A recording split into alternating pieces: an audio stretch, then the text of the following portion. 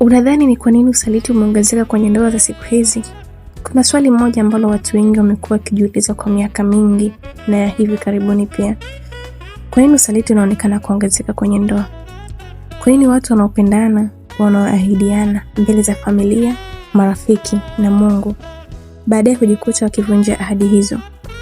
Je, watu wa zamani walikuwa waaminifu zaidi au dunia leo imebadilika kiasi kwamba ndoa zimekuwa ngumu zaidi kuzilinda? Ukweli ni kwamba usaliti si jambo jipya duniani. Umekuwepo kwenye karne nyingi sana. Lakini wataalamu wengi wa mahusiano wanaeleza kuwa mazingira ya maisha ya leo yameongeza vichocheo vinavyoweza kusababisha migogoro na usaliti ndani ya ndoa. Leo tutachambua sababu kadha wa kadha ambazo mara nyingi huonekana katika tafiti na uzoefu wa wataalamu wa mahusiano duniani. Sababu ya kwanza, watu wengi wanaingia kwenye ndoa wakiwa hawajajitambua. Moja ya matatizo kubwa ya ndoa za leo ni kwamba watu wengi huingia kwenye ndoa kabla hawajajielewa wao wenyewe. Mtu hajui anataka nini, hajui maadili yake, hajui uwezo wake wa kubeba majukumu, lakini anaingia kwenye ndoa. Miaka michache baadaye anaanza kugundua mambo ambayo hayakuwafikiria kabla. Anagundua kuwa ndoa si hisia peke yake, ni wajibu, uvumilivu, kujitoa na maamuzi ya kila siku. Wakati mwingine mtu anaposhindwa kukabiliana na ukweli huu, huanza kutafuta njia ya kutoroka matatizo badala ya kuyatatua. Sababu ya pili, mitandao ya kijamii imefanya majaribu yawe karibu zaidi. Miaka iliyopita, ili mtu aanze mahusiano ya siri, ilibidi atafute nafasi ya mazingira maalum.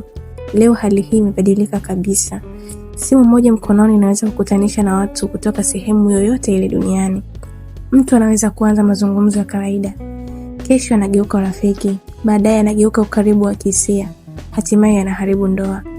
Tatizo si teknolojia yenyewe, tatizo ni jinsi watu wanavyoitumia. Kwa sababu hata ndoa nzuri inaweza kuanza kupata nyufa pale ambapo mipaka ya heshima ya uaminifu inapovunjwa. Cha tatu, watu wengi wanatafuta furaha ya haraka. Tunaishi kwenye kizazi kinachopenda matokeo ya haraka. Tunataka mafanikio ya haraka, tunataka pesa za haraka, tunataka furaha ya haraka. Tatizo ni kwamba ndoa haifanyi kazi kwa mfumo huo.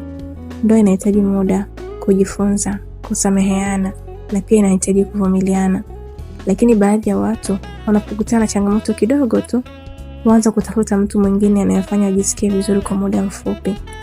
Wanachokiona ni furaha ya muda, wasichokiona ni gharama ya muda mrefu.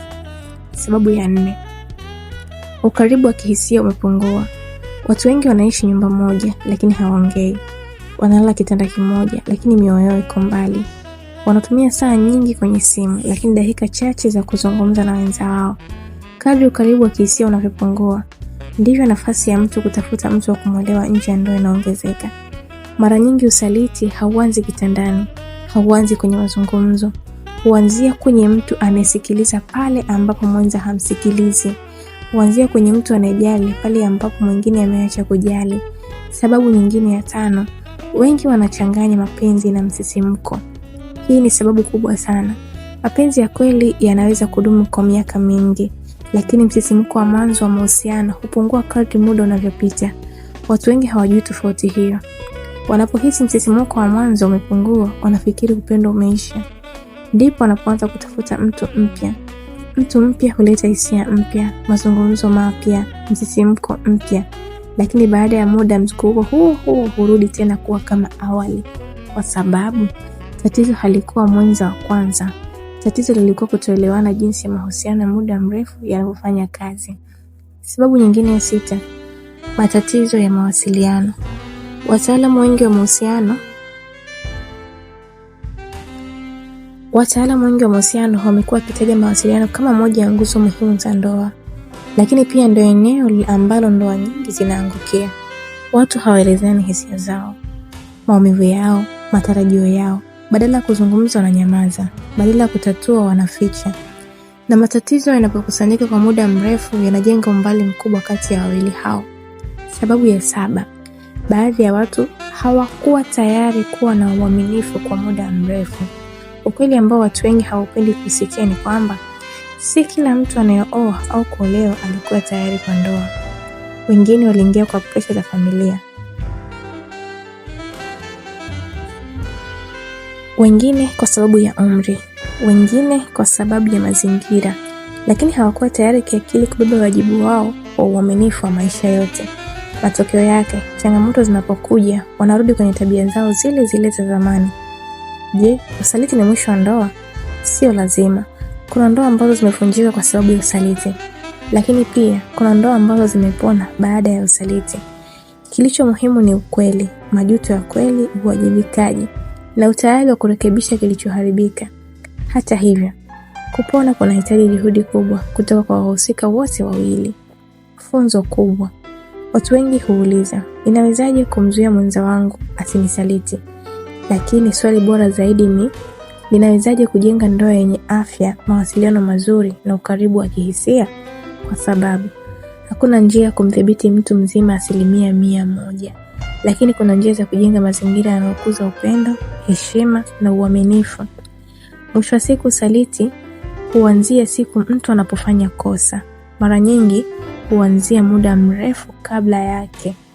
Huanzia kwenye mawasiliano yaliyokufa, huanzia kwenye hisia zilizopuuzwa, huanzia kwenye umbali uliopuuzwa. Na ndio maana ndoa bora si ile isiyo na matatizo. Ndoa bora ni ile ambayo watu wawili wanaendelea kuchagua kuzungumza, kuelewana na kulinda uhusiano wao kila siku, kwa sababu upendo wa kweli haujengwi kwa ahadi ya siku moja, unajengwa kwa maamuzi ya kila siku. Nikukumbushe tu, usisahau kulike, kushare na kucomment ili uwe wa kwanza kupata yote yanayojiri katika channel hii. Muandaaji ni Mobisco na msomaji wako ni Lona Abubakar.